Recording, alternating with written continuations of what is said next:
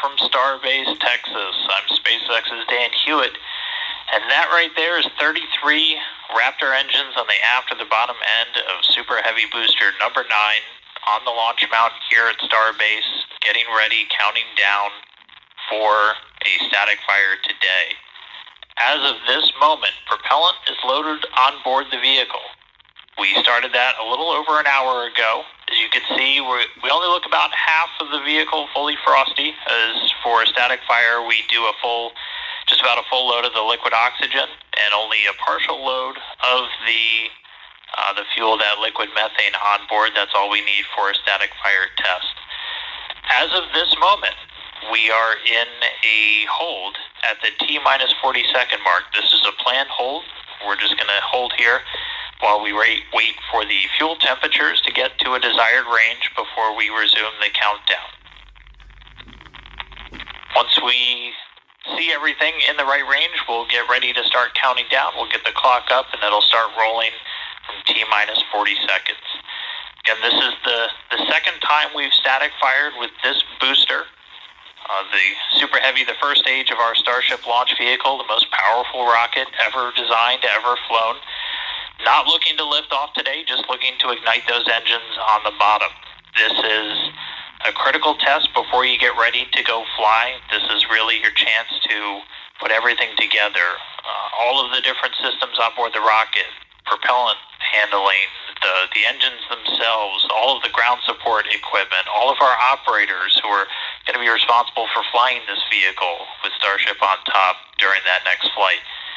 This test is really tying everything together and is in the critical path before we get ready to go to launch. In addition to everything on the rocket, again, you have a lot of the ground support hardware that is going to be involved today. We're going to once again be using the flame deflector underneath. You've seen that tested a handful of times, both with and without the rocket. We used it during the first static fire with Booster 9 a couple of weeks ago. So once we resume the count, again, it'll be about T-minus 40 seconds. We'll see the flame deflector fire up about 10 seconds before ignition. So when you see the water start to flow, you know we're about 10 seconds away. But so far, it's been a pretty clean count so far today. Haven't been tracking any issues. And we're still, again, right now we're at a hold. This was a planned hold in today's operation. We just want to make sure we got fuels at a desired temperature range before we resume that final countdown.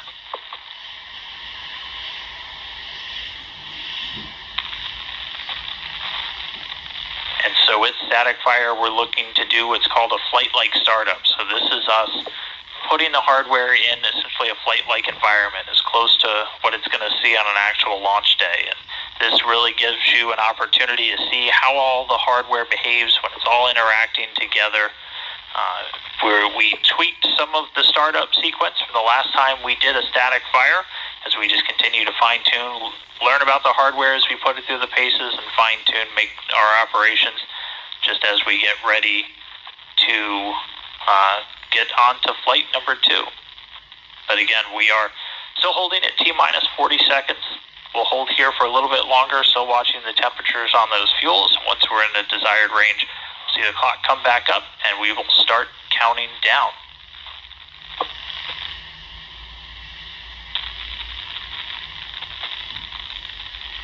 And again, you're going to see a lot of the different systems that will be there on flight day really working together. So we've got, obviously, everything on board the booster. As I said, we're not looking to lift off when we do a static fire. You only throttle those engines up to about 50% of their thrust. It is kind of cool to note, though, that even at just 50% power, a Super Heavy has more thrust than a Falcon Heavy at full power. So Super Heavy packs a pretty big punch when it's at full thrust, and we'll see it there once we actually get to a launch day. But you only ramp up to about 50% of the total thrust on those engines.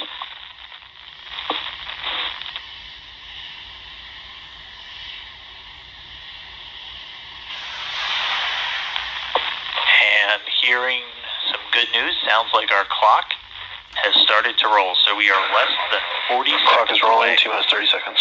from static fire. T-minus 30 seconds and counting.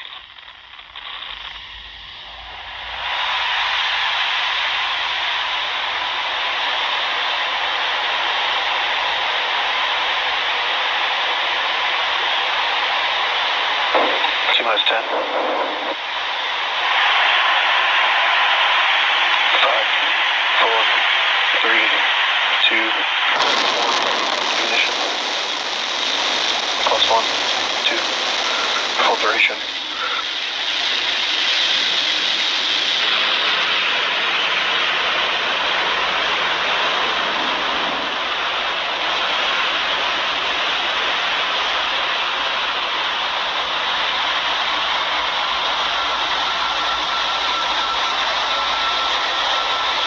Booster 9 static fire complete. Rattled the walls here over at Starbase, but we did hear the call out of full duration.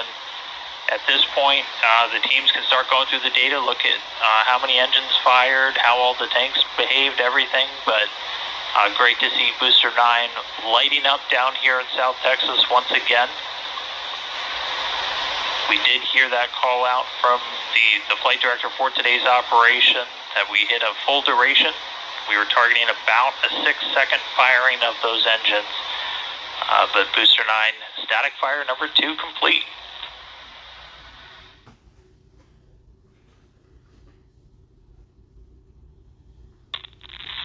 All right, well, as I said, now's the time when we can essentially start to safe the vehicle. We'll start to offload the prop, and then the teams can get right into looking at the data and see how that static fire went. We heard full duration. We'll share some additional information as it comes in. I know everybody is excited to hear how many engines lit. We'll get that data and share that a little bit later.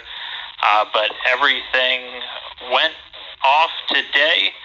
With that, we're going to go ahead and wrap up. Thanks for tuning in for some more development testing here with Starship. Definitely a reminder that a lot of space operations still coming this weekend. We're getting ready to launch Crew 7 to the International Space Station. That coming in the early hours Eastern Time tomorrow. And then we'll have a Starlink launch, assuming that gets off the pad, a Starlink launch later on Saturday night. So be sure to stay tuned in to us on social, on the web for progress updates with everything down here at Starbase and Starship as we continue the march on to flight number 2. So thanks for tuning in real quick this afternoon. I'm SpaceX's Dan Hewitt, and we'll see you next time at the Gateway to Mars. So long.